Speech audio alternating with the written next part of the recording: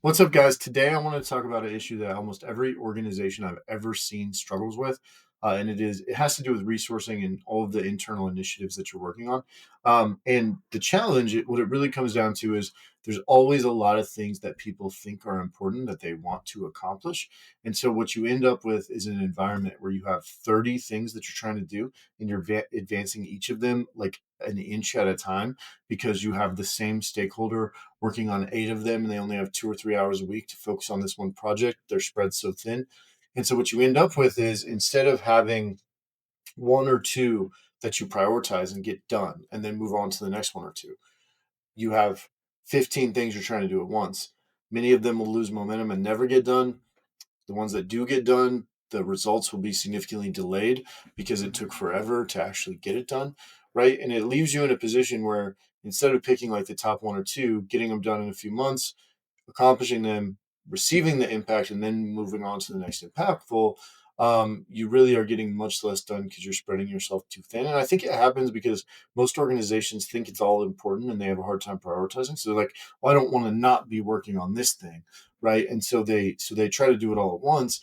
But that's not really feasible because you have people who A, have day jobs, B, get plugged into all of the other work that's going on, and they get stretched so thin that nobody can really move the ball or advance the needle, right? And so what you need to do, I just said that analogy backwards, which was nice.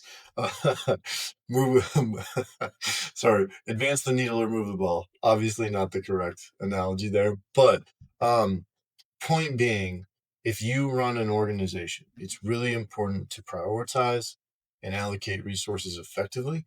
And you should prioritize based on the value to the organization. The more valuable, the higher priority, and do them in order.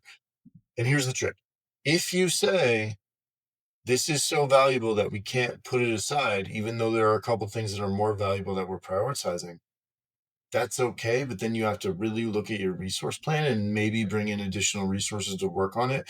Because if you try to just spread people even more thin across this other initiative, you're probably not going to have as much success on any of the initiatives, right? So you have to get the resourcing part right.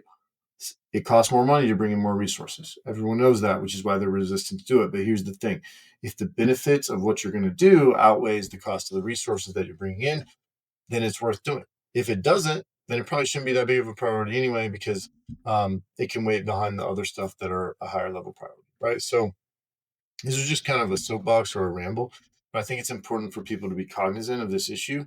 Everyone sees it. Everyone who ever has worked in the corporate world has felt it in their own job.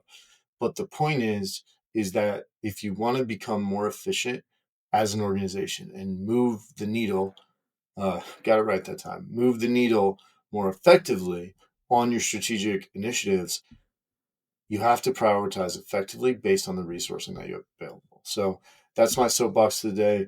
I hope that's helpful. Obviously, this isn't a life-changing video, but I hope that it'll just give you like a good reminder of, we need to check ourselves and make sure that we're doing this effectively.